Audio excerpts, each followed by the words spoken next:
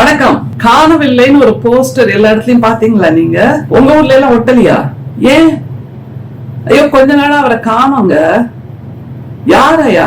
அடடடா. அப்ப நீங்க அரசியல் செய்திகள் எல்லாம் தினந்தோறும் பாக்குறவங்களா இல்லையா அப்படிங்கிற ஒரு கேள்வி வருது.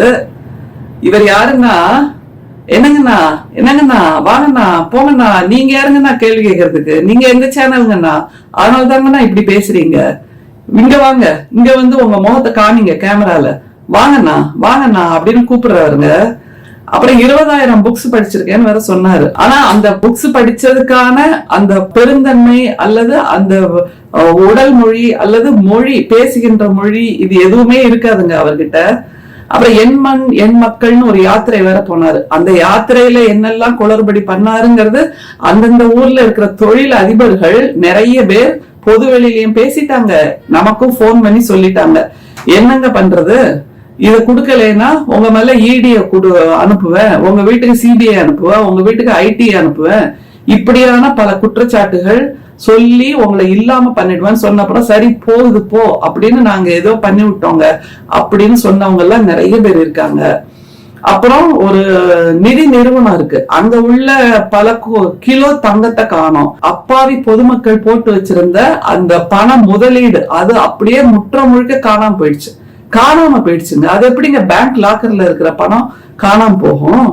அப்ப அந்த மயிலாப்பூர்ல இருக்கிற எளியவர்கள், அதாவது தங்களுடைய ஓய்வூதிய பணம் வாழ்நாள் முழுக்க கஷ்டப்பட்டு வேலை பார்த்து சம்பாதிச்சு சேர்த்து வச்ச அந்த குருவி சேர்த்த பணத்தை எல்லாம் ஒட்டுமொத்தமா காலாவதி ஆக்கிட்டு தேர்தல்ல நின்னாரு. அப்ப அவர் சொன்னது என்னன்னா, தேர்தலில் நிற்பதற்காக நான் இவருக்கு இந்த உதவியை செய்கிறேன் அப்படின்ற மாதிரி ஒரு வாக்குமூலம் கொடுத்துட்டு தான் அவர் தேர்தலில் நின்னார். அதை நின்னதற்காக இது செலவாயிடுச்சு அப்படின்னாரு. செலவாயிடுச்சுன்னா என்ன? அங்க உள்ள போக்குவரத்து அது இது நான் பார்த்தாரு. இல்ல, என்ன பண்ணணுமோ அதை பண்ணாரு. அது உங்களுக்கே நல்லா தெரியும். அதெல்லாம் உங்க கற்பனைக்கே விட்டுறலாம், சரியா? இந்த மாதிரி அப்புறம் திடீர்னு லண்டன் போவாரு. அங்க போய் என்ன பண்ணீங்க அப்படின்னா, அது உங்கள்கிட்ட நான் சொல்லணும்னு இல்ல, உங்களோட ரிசோர்ஸ் யாரோ அவரை போய் கேளுங்க. என்ன நீங்க என்ன குறுக்கு விசாரணை பண்றீங்க அப்படின்னு சல்லுன்னு விழுவாரு.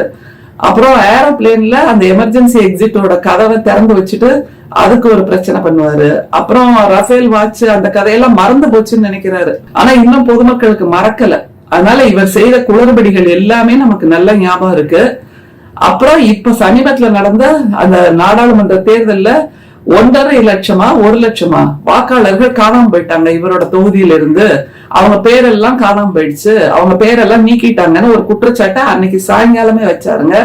அவ்வளவு அக்கறை உள்ள ஒரு மனிதர், தன்னோட கட்சியில அக்கறை உள்ள ஒரு மனிதர் அல்லது தன்னுடைய கட்சியின் ஆதரவாளர்கள் மீது அக்கறை உள்ள ஒரு மனிதர்னா என்ன பண்ணுவாங்க? அதை அப்புறம் தொடர்ந்து கண்காணிச்சு கண்டுபிடிப்பாங்கல்ல, எங்க போச்சு அந்த 1 லட்சம் 1.5 லட்சம் வாக்காளர்கள் பேரு, இதுல யார் குற்றம் செய்திருக்காங்க, தேர்தல் ஆணையத்துக்கு இதற்கான தொடர் நடவடிக்கை என்ன, அதையெல்லாம் ஏதாவது கேட்டாரா?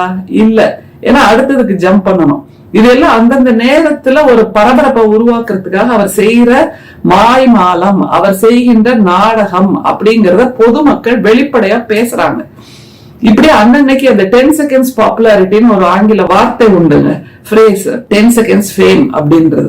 10 செகண்ட்ல தன்னை பத்தி உலகமே பேசணும் அப்படிங்கிற மாதிரியான கொள்கை உள்ளவர்களால் நீடித்து தலைவர்களாக இருக்க முடியாது அப்படிங்கிறதுக்கு மிக முக்கியமான காரணம் இவர்தான், மிக முக்கியமான சாட்சி இவர்தான்.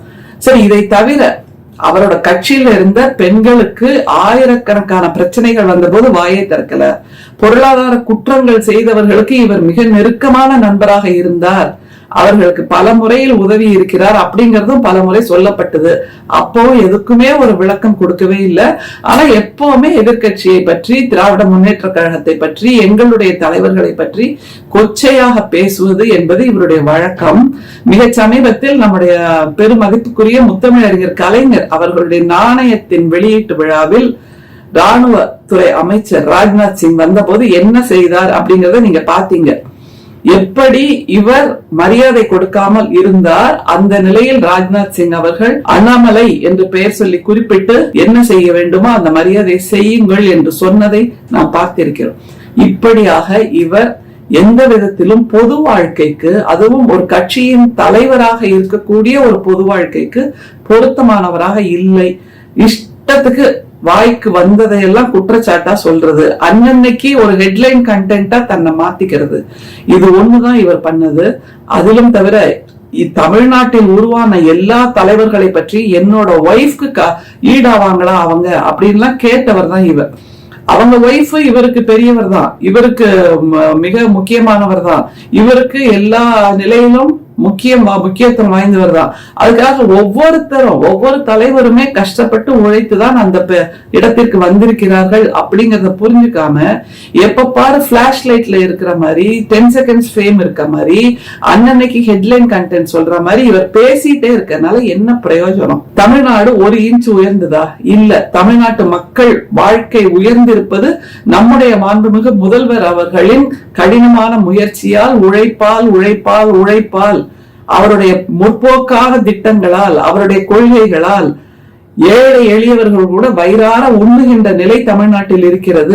எல்லா கையிலும் 5 10 பணப்புழக்கம் இருக்கிறது என்றால் நம்முடைய தமிழ்நாட்டில் நம்முடைய முதல்வர் அவர்கள் கொண்டு வந்திருக்கின்ற அந்த மகளிர் நல திட்டங்கள், மாணவர்கள் நல திட்டங்கள், சமூக நல திட்டங்கள் என்பதை யாராலும் மறுக்க முடியாது. இவங்க எல்லாருமே தமிழ்நாட்டுலதான் வாழ்ந்துட்டு இருக்காங்க, தமிழ்நாட்டு வசதிகளைத்தான் அனுபவித்துக் கொண்டிருக்கிறார்கள். ஆனால் அதை பத்தி எதுவுமே சொல்ல மாட்டாங்க.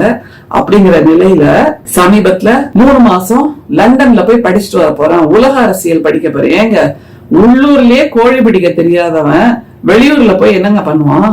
யோசிச்சு பாருங்க. மேடை கோணல் அப்படின்னு சொன்னாங்களாம். நடனமாட தெரியாதவள் மேடை கோணல்னு சொன்ன மாதிரி இங்க அரசியல் செய்ய தெரியாம, இங்க அரசியல் தலைவராக ஒரு பொறுப்புணர்ச்சியோடு பேச தெரியாமல், நடவடிக்கை எடுக்க தெரியாமல் அலப்பற பண்ணிக்கிட்டு இருக்கிறவர் வெளிநாட்டில் போய் உலக அரசியல் படிக்க போறார். சரி, இதை நீங்க அப்படியே வச்சுக்கோங்க. ஆனா இவர்கள் படிக்க போவதாக சொல்லுகின்ற அந்த உலக அரசியல் இவர்களுக்கு எதிரான கோட்பாடு. இவங்களுக்கு தான் பொதுமை, அந்த கம்யூனிச சித்தாந்தங்கள் பிடிக்காது, மேற்கத்திய சித்தாந்தங்கள் பிடிக்காது, இவருக்கும் பிடிக்காது, ஆளுநருக்கும் பிடிக்காது. மேற்கத்திய கலாச்சாரத்தால் தான் இந்திய பண்பாடு சீர்குலைந்ததுன்னு சொல்லுவாங்க. அப்ப அப்படியான மேற்கத்திய நாட்டுக்கு போய் எதுக்கு படிக்கணும்? இது பிற்போக்குவாதம் இல்லை. இதை நீங்க இந்த கோணத்துல பாருங்க. அதை தவிர நம்மை பல நூற்றாண்டுகளாக அடிமைப்படுத்தி வைத்திருந்த ஒரு நாட்டுக்கு போய் எதுக்குங்க படிக்கணும் இவரு? அப்படின்னா அங்க போய் படிக்கிறது பெருமைன்னு நினைக்கிறாங்கல்ல, அப்ப ஏன் அதை பத்தி சிறுமையா பேசணும்? உலகத்துல எந்த நாடும் சிறுமைப்படுத்தக்கூடியது அல்ல. ஒவ்வொரு நாட்டுக்கும் அவரவருக்கு உண்டான பெருமை இருக்கிறது. ஒவ்வொருத்தரிடமிருந்தும் எதை புதுமையாக கற்றுக்கொள்ளலாம் என்கின்ற மனோபாவம் தான் நமக்கு வேணும். அதை விட்டுட்டு எல்லா நேரத்திலையும் எல்லாரையும் கழுவி ஊத்திட்டு இருந்தா அது எப்படி பொருந்தி வரும்? அதிலும் கிறிஸ்தவர்கள், பிற மதத்தினரை இவர்கள் எப்படி எள்ளி நகையாடுவார்கள், கொச்சைப்படுத்துவார்கள் நமக்கு நல்லா தெரியும்.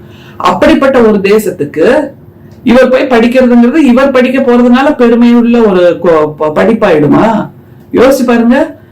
ஆனா இவர்கள் பேசிய பேச்சு பிற்போக்குத்தனமான பேச்சு. இவரும் ஆளுநரும் எவ்வளவு தூரம் வேத காலத்து கல்விதான் மிகச்சிறந்ததுன்னு சொல்லுவாங்க அப்படிங்கிறது நமக்கு நல்லா தெரியும். அப்ப வேத காலத்து கல்வி முறையை விட்டுட்டு மிகவும் முன்னேற்றமாக இருக்கக்கூடிய ஒரு கல்வி முறையை கொடுக்கக்கூடிய வளர்ந்த நாடாக இருக்கக்கூடிய அந்த தேசத்துக்கு போய் படிக்க போறதுங்கிறது இவருக்கு பெருமையா இருக்கு. அதை உலகம் கொண்டாடணும் அப்படின்னு சொல்லுதுன்னா இது எப்படி முன்னுக்கு பின் முரணாக இருக்கக்கூடிய வாதமாக இருக்கிறது? சரி, இன்னொன்னு பாருங்க. படிக்க போறார், வாழ்த்தி அனுப்பலாம், நல்லபடியா போய் படிச்சுட்டு வாங்க. இன்னொன்னு பாருங்க, இந்த தலைவர் லெப்ட்ல திரும்பினா சரி, ரைட்ல திரும்பினா சரி, பின்னாடி திரும்பினா சரி, முன்னாடி திரும்பினா சரி, எப்ப திரும்பினாலும் உடனடியாக ஒரு வீடியோ கவரேஜ் வரணும், பிரஸ் மீட் வரணும்னு நினைக்கக்கூடியவர். உயிரே போனாலும் செத்தே போனாலும் நான் விமான நிலையத்துல இனிமே உங்களுக்கு பேட்டி கொடுக்க மாட்டேன் அப்படின்னு அங்கேயே நின்று சொல்லுவார். அந்த அளவுக்கு எல்லா இடங்களிலும் பேட்டி பேட்டி பேட்டி பிரஸ் மீட் என்று சொல்லிக் கொண்டிருக்கிறவர். புகைப்படங்கள் வரணும், தன்னோட புகைப்படங்கள், தன்னோட கண்டென்ட் வரணும், தான் தான் ஹெட்லைன் கொடுப்பவராக இருக்க வேண்டும், ஹெட்லைன் மாங்கர்னு சொல்லுவோம், அந்த ஹெட்லைன் மாங்கராக இருக்க வேண்டும் என்று நினைக்கின்ற ஒருவர் இப்ப எங்க போனாரு? ஒருத்தர் வெளிநாட்டுக்கு போய் படிக்க போறாரு அப்படின்னா இங்க இருந்து வழி அனுப்புவது புகைப்படம் வரும், அந்த நாட்டுல போய் இறங்குறது புகைப்படம் வரும். அதுல இப்ப ட்விட்டர்னு ஒண்ணு இருக்கு. உடனே எல்லாரும் தன்னுடைய நடவடிக்கைகளை அதுல பதிவு செய்யறாங்க. அதிலும் அரசியல் கட்சி தலைவராக இருக்கக்கூடிய இவர் பதிவு செய்யறார். அப்படிங்கும் போது இப்ப எங்க போனார் அவர்? அதனாலதாங்க கேட்டோம், காணவில்லைன்னு போஸ்டரை நீங்க உங்க ஊர்ல பாத்தீங்களா அப்படிங்கிறது. இப்போ இவரை காணவில்லை. படிப்பதற்காக போயிருக்கிறார் என்றால் அதை வெளிப்படையாக போடலாமே செய்தியா. அப்போ என்ன நடக்குது இங்க? இவரை நகர்த்துவதற்கு ஏன் ஒன்றியத்தில் இருக்கின்ற பிஜேபி கட்சியும் தடுமாறுகிறது? இதெல்லாம் பல கேள்விகள் இருக்கு பொதுமக்களுக்கு. அப்படி அவர்களை பற்றிய ரகசிய தகவல் அல்லது ரகசியங்கள் என்ன இவரிடம் பொதிந்து கிடக்கிறது? இவர் மேல கை வைக்கிறதுக்கு பெருந்தலைவர்களாக இருக்கக்கூடியவர்கள் கூட அச்சப்படுகிறார்களே. அவர்கள் இவரை நகர்த்துவதற்கு அச்சப்படுகின்ற அளவுக்கு இவர் அவ்வளவு வல்லமை வாய்ந்தவரா? இவரோட காலத்துல அப்படியே இந்த கட்சி தமிழ்நாட்டுக்குள்ள வந்து பூதாகாரமா கிளம்பிடுச்சா, வெற்றி அடைஞ்சிடுச்சா? இல்ல. அப்படிங்கும் போது எதற்காக இவரை இவ்வளவு தூரம் ஒரு மூடு மந்திரமாக வைத்திருக்கிறார்கள் என்பதுதான் இப்போது இருக்கின்ற கேள்வி. காணவில்லைங்கிற போஸ்டரை நீங்க உங்க ஊர்ல தேடி பாருங்க. அப்படி இல்லைன்னா இவரை காணவில்லை என்று நீங்களும் உரக்க பேசுங்கள், கண்டுபிடிப்போம். நன்றி, வணக்கம்.